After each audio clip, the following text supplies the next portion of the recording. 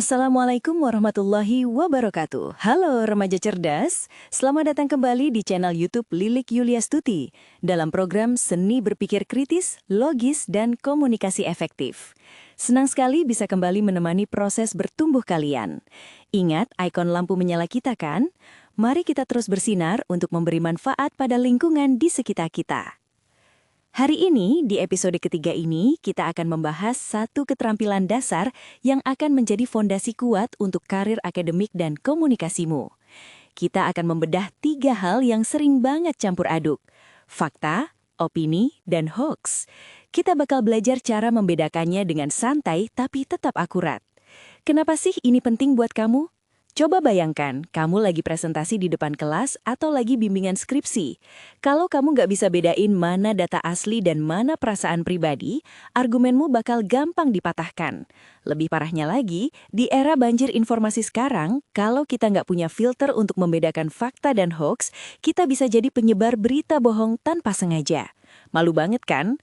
Kemampuan ini adalah kunci supaya kamu punya wibawa saat bicara dan punya kredibilitas saat menulis. Sekarang, ayo kita bedah pelan-pelan supaya pahamnya mendalam. Pertama, fakta. Fakta itu sesuatu yang benar-benar terjadi dan punya bukti nyata. Sifatnya objektif, artinya siapapun yang melihat atau mengeceknya, hasilnya pasti sama.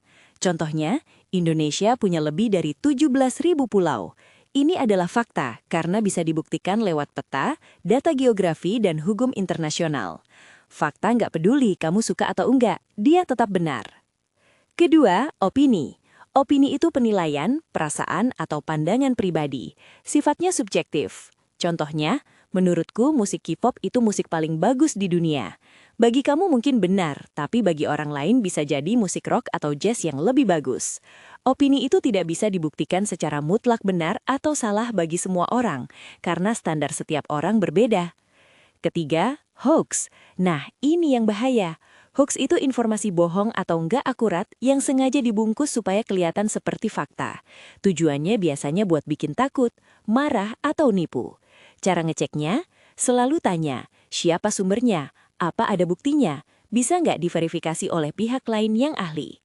Supaya makin jago, ayo kita lihat 5 contoh penerapannya di dunia nyata. 1. Di sekolah. Misalnya ada tulisan di mading, upacara dimulai jam 7:04, itu fakta.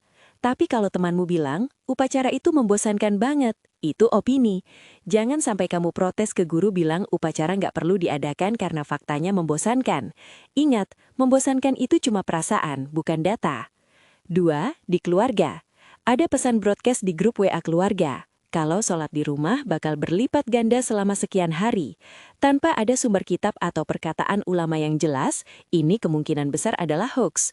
Sebagai remaja cerdas, kamu harus berani mengecek sumber aslinya sebelum ikut-ikutan percaya. 3. Di pertemanan. Ada teman yang bilang, si A itu sombong banget, gak mau diajak nongkrong. Ini opini. Faktanya mungkin si A sedang fokus belajar untuk olimpiade, jadi dia jarang keluar rumah. Jangan sampai kamu menjauhi orang karena opini, padahal faktanya berbeda. 4. Di sosmed atau internet. Kamu lihat berita, besok libur nasional karena ada fenomena alam langka. Cek dulu, apakah ada di situs resmi pemerintah. Kalau cuma dari akun gak jelas, itu hoax. Jangan langsung di-share ya, Sobat Tumbuh. 5. Di dunia kuliah atau kerja. Saat bikin makalah atau presentasi, kamu harus tegas memisahkan. Kamu bisa bilang, berdasarkan data statistik, jumlah pengangguran naik 2% tahun ini. Ini adalah fakta penelitian. Baru setelah itu kamu tambahkan opini logismu. Menurut analisis saya, hal ini terjadi karena kurangnya pelatihan skill digital bagi lulusan baru.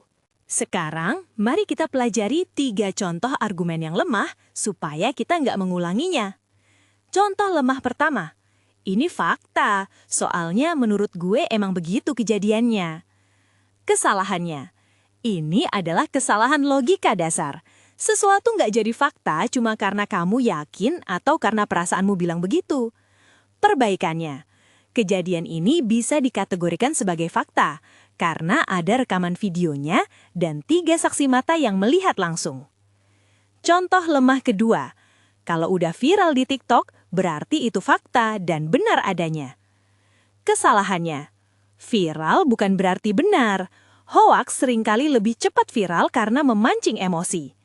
Perbaikannya, meskipun informasi ini sudah ditonton jutaan orang, kita tetap harus menunggu konfirmasi dari pihak berwenang sebelum menganggapnya sebagai fakta. Contoh lemah ketiga, opini itu sama aja dengan hoaks karena keduanya bukan fakta. Ini ngaco. Opini itu pandangan jujur seseorang, sedangkan hoaks itu kebohongan yang disengaja. Opini boleh ada dalam diskusi, tapi hoaks harus dibuang.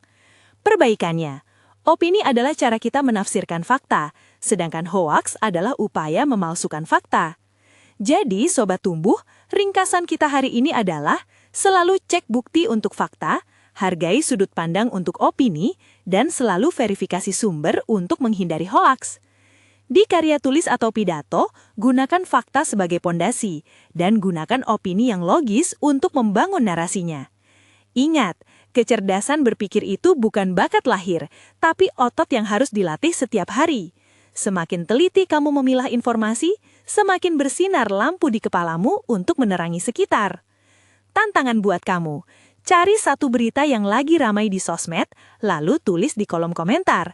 Mana bagian yang merupakan fakta dan mana yang cuma opini netizen. Aku tunggu ya. Di episode berikutnya, kita akan membahas tentang menghindari sesat pikir atau logical fallacy yang sering muncul di tongkrongan. Kita bakal belajar cara mematahkan argumen orang yang suka muter-muter nggak jelas. Terima kasih sudah belajar bareng di channel Lilik Yuliastuti.